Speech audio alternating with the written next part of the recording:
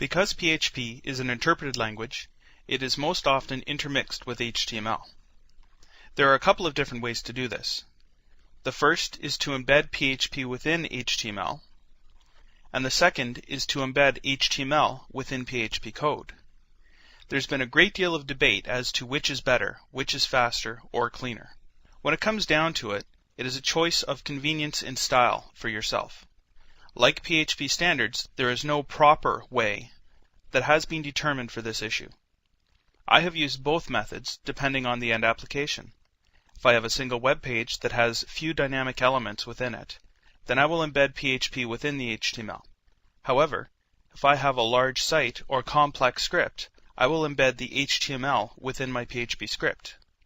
I have also done a mix, creating a PHP script that outputs some HTML, and then embedding that within a page of HTML. It is up to you to decide what best suits your situation.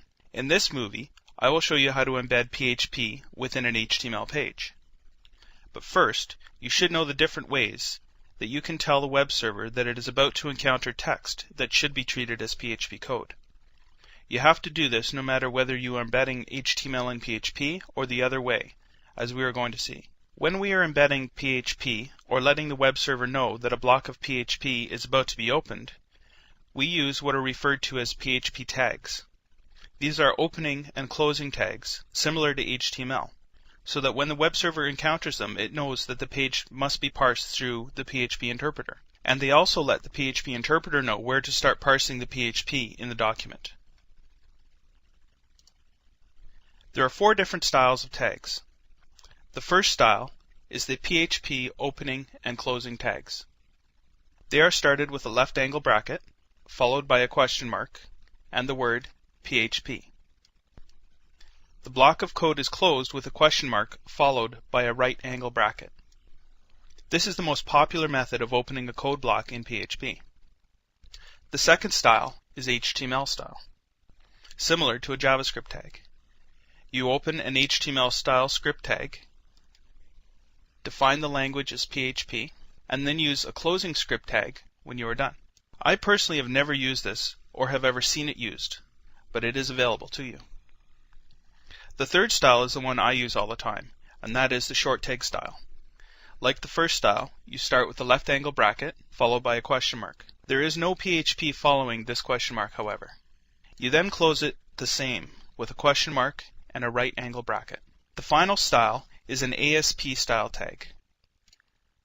Those of you familiar with ASP will recognize this as the same tag used to define a block of ASP.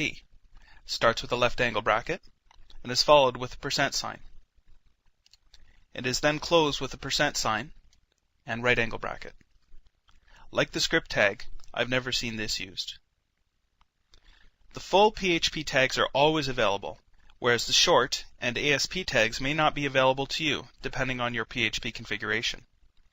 I will show you how to check your PHP configuration for settings at the end of this chapter. Now that we know how to define a block of PHP within the opening and closing tags, I can show you how PHP can be embedded into an HTML document. Examine this HTML document here. You can see that it looks like any regular HTML document to begin with.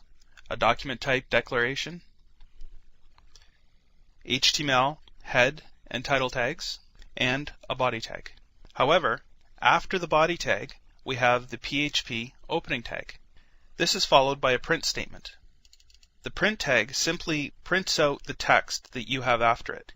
In this case, we want to print out the words, "This is a bit of text in a document." Notice at the end of the print statement, we have a semicolon. This is another very important feature of PHP. To understand the importance of the semicolon, make sure you review the movie of this chapter about the semicolon. We then close this block of PHP with the closing PHP tag. When a web server retrieves this document, it will scan through it in preparation to send it to your web browser.